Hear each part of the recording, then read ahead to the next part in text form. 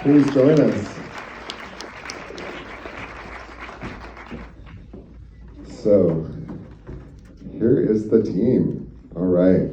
So, I'm just gonna ask 2 or 3 questions here at the top, but then I'm gonna, bring you in, open up the conversation to everyone in the audience. So, if you have some questions, just wait a couple of minutes, and I'll come out to you. But my first question is for you, Carla. So, we know your amazing career as an editor, and I was wondering if you could talk about making the transition to director and what you've learned from the directors that you worked with, and what it was like on day one as director of this project, and the journey that you went through in that transition.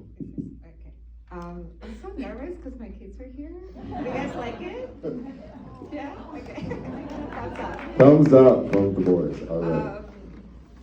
Yeah, it's like, they get to see this process from the other side. It's like, I think there was like a whole month where my youngest son had to make pasta like every single day to feed himself because we were so busy. So thank you guys.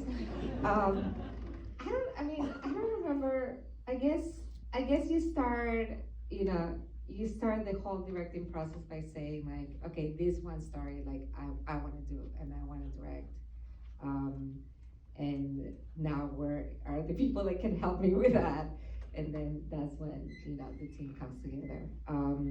But I really do see the process as, I think I had the confidence coming from my experience as an editor, and knowing that this film was gonna really kind of come together in the edit room, of just kind of like going for it and diving in and asking for the right support.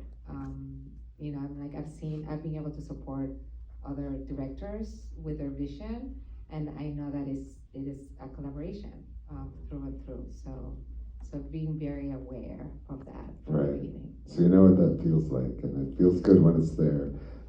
So Katia, my next question is for you.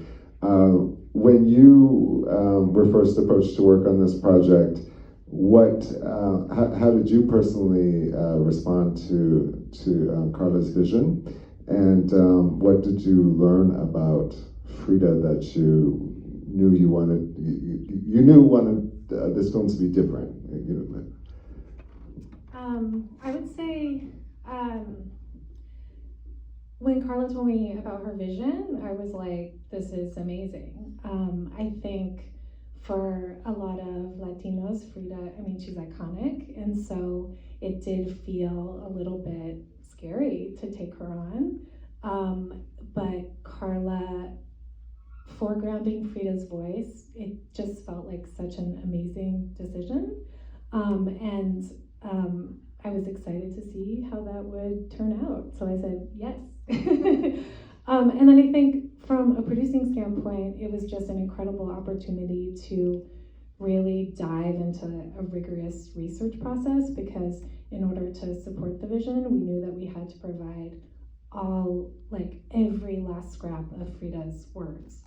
So we had an amazing team come together and support that research, and we were really excited to take on that challenge. Nice. And then David, my third question's for you.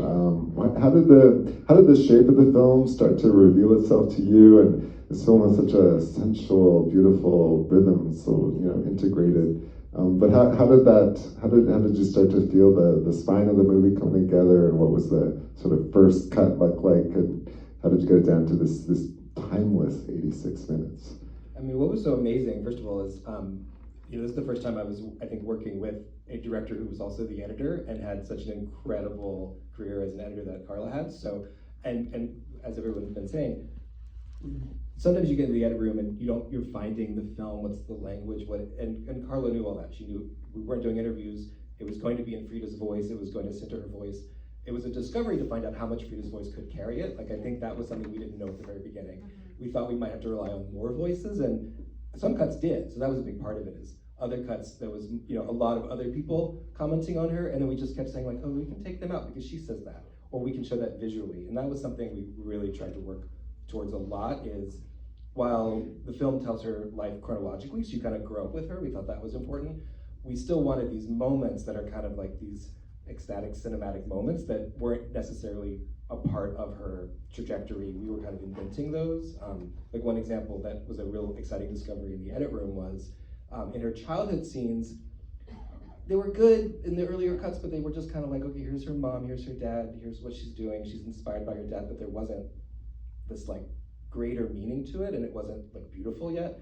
And then we found this line of hers, or this paragraph of hers from later. You found this line of her that I had edited in her accident, so all those lines were there. But yeah, it was from like another part of her life, but it's when she's talking about color. It's when she's talking about all the different colors and what it means to like imagine them. And we were like, oh, let's take this and create this like explosion of color and just write that and make that happen. And so that then makes her childhood have this like meaning, because it's about her discovery of what color and beauty means to her as a kid. I think that's fascinating about, especially the part about what you said about not realizing how much Frida's voice was going to carry this film. And I think when I watched it the first time, I was so struck by the casting, the casting of the voiceover artist who plays Frida, as well as the other, voiceover artists. They're all wonderful. But could you talk about the casting? yeah, that's the amazing actress Fernanda Echeverria, who we found in Mexico City. I just want to say a couple of things. One is that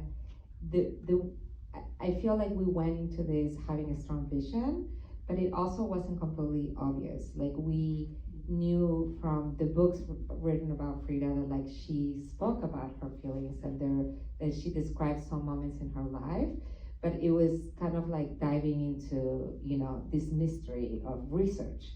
Like, we needed to like really go out there and like see what was possible, and that's what, Katia, I would say that we have the most comprehensive database of Frida's writings in the production. So that kind of like trusting the research was, I think, a really good decision we made at the beginning, because then Frida really kind of took over and started guiding us through the storytelling process. So funny story, we had to edit this film, right? So we needed to record a lot of Frida and try a lot of different things, because obviously, how many like documents would you say we had? Laura Pilani, where are you? How many documents? Amazing associate producer. Hundreds and hundreds. Hundreds and hundreds of documents with Frida's writings. So in the process of figuring out how she was going to tell us the story, we just needed to get into it, and so then we needed a voice for Frida, and so I ended up recording the voice because it was the easiest thing. Like, I could be at home at 11 p.m. trying something out, and I could just record those words. And I apparently did not suck that badly. Some people got used to my voice, and I was like, no, this is a Peruvian accent. No. So then we get to the end of the process, and I'm like, yes, let's replace my voice, please. It's, I don't know how many people have like had to work with their own voice, but it just sounds like screech, it's horrible. We loved it, and my favorite thing was the sound effects, I have to say. And I think some of them made them in there, so I'm like, There's some breathing that I did. Yeah. in the That's you film. smoking. And the smoking, yes. Yes. I perfected the breathing sound effects.